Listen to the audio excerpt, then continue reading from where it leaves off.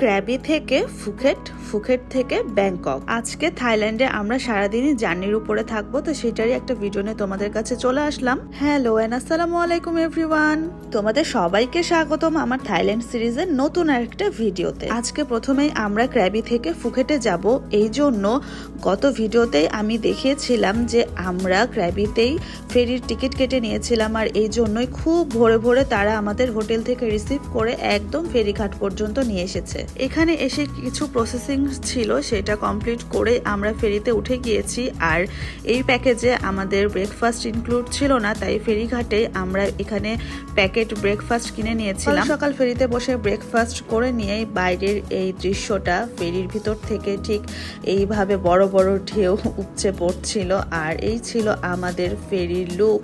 এই ফেরিটা ছিল সম্পূর্ণ এসি করা, কারণ এখানে যে পরিমাণ গরম পড়ে এসি ছাড়া আসলে কোনো উপায়ও নাই। প্রথমে আমরা ফেরির কেবিনের ভিতরে বসেছিলাম, তারপর কেবিন থেকে বের হয়ে বাইরে এসে জাস্ট বাইরের এই দৃশ্যটা দেখে আমার তো জাস্ট একটাই রিয়াকশন বাড়াইছিল, ওয়াও।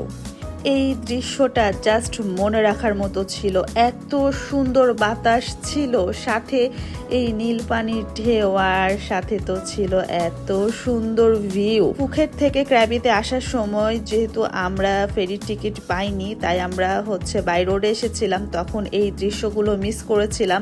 তো তখন খুবই আফসোস হচ্ছিল, তো যাক শেষমেশ ব্যাক করার সময় আমরা ফেরির টিকিট পেয়েছি, আর আল্লাহ তাআলা আমাকে এত সুন্দর দৃশ্য আমার এই নিজের দুই চোখ দিয়ে দেখিয়ে দিয়েছেন। পুরো থাইল্যান্ড ভ্রমণের মধ্যে আমার কাছে সব থেকে বেস্ট পার্ট লেগেছিল এই ক্র্যাবি থেকে ফুকেট যাওয়ার পথের যে দৃশ্যগুলো ছিল, জাস্ট অ্যামেজিং। ভিডিওতে এর আসল প্রাকৃতিক সৌন্দর্য আমি 1%ও মনে হয় তুলে ধরতে পারিনি, যেটা বাস্তব চোখে এতটাই বেশি সুন্দর ছিল।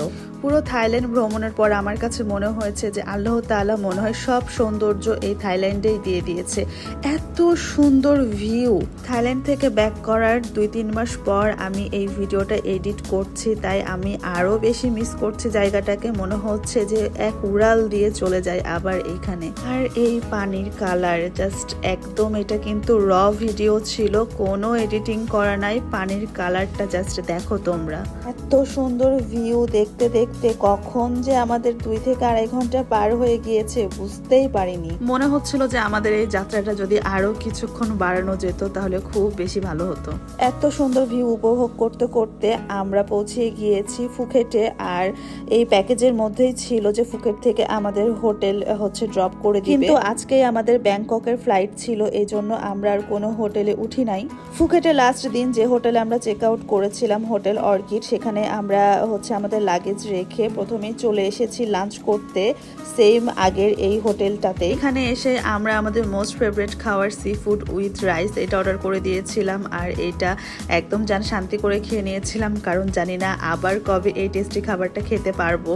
লাঞ্চ করে তারপর চলে গিয়েছিলাম 7-Eleven-এ, সেখানে কিছু স্ন্যাক্স কিনে নিয়েছিলাম, কারণ আমাদের ফ্লাইট ছিল রাতের বেলা, রাত 8-9টার দিকে। তো এই মাঝে অনেক বেশি খিদা লেগে যাবে, তাই খাওয়ার জন্য কিছু স্ন্যাক্স আর কিছু টুকিটাকি শপিং করে নিয়েছিলাম এখান থেকে। থাইল্যান্ডে 7-Eleven এই শপটা 24 ঘন্টাই খোলা থাকে, আর এখানে যে যখন তখন যে কোনো জিনিস যে কোনো সময় কিনে আনা যায়। আর সেখান থেকে আমরা টুকটাক শপিং করে চলে এসেছিলাম এখানে পাতং বিচে। ফুকেটের পাতং বিচটা এত বেশি ভালো লেগেছে আমার, আর কবে আসতে পারবো জানি না, তাই যতটুকু সময় হাতে ছিল এখানে আমরা স্পেন্ড করে নিয়েছিলাম। তো বিকেলটা আমরা পাতং বিচে কাটানোর পর তারপর লাগেজ নিয়ে আমরা ডিরেক্টলি চলে এসেছি এয়ারপোর্টে। এটা ছিল আমাদের ফুকেট ইন্টারন্যাশনাল এয়ারপোর্ট, আর এখান থেকে আমাদের ফ্লাইট ছিল রাত 9টায় ব্যাংককের উদ্দেশ্যে। ফুকেট থেকে ব্যাংকক যাওয়ার সময় এটাই ছিল আমাদের ফ্লাইট, আর প্লেনটা ছিল অনেক বেশি বড়, মানে অনেকজন যাত্রী ছিল একসাথে, আর আমাদের সিট ছিল মিডিলের থেকেও সামনে। আর আমরা এদের এয়ার হোস্টেসকে রিকোয়েস্ট করে সামনের দিকে সিট নিয়ে নিয়েছিলাম।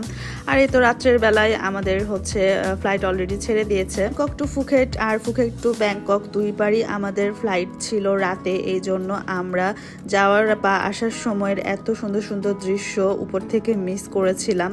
তো উপর থেকে নিচে তাকালে শুধু এই লাইটিং এর দৃশ্যই দেখা যাচ্ছিল। ফুকেট থেকে ব্যাংকক পৌঁছাতে আমাদের টাইম লেগেছিল 1 ঘন্টা 50 মিনিট। আর এই তো আমরা পৌঁছে গিয়েছি ব্যাংকক ডংমং এয়ারপোর্টে। আর আজকের যাত্রা আমাদের এখানেই শেষ, সাথে এই ভিডিওটা আমি এখানেই শেষ করে দিচ্ছি। সবাই ভালো থেকো, সুস্থ থেকো, দেখা হয়ে যাবে আমার নেক্সট ব্যাংকক সিটি এক্সপ্লোরের ভিডিওতে। টিল দেন আল্লাহ হাফেজ, টাটা।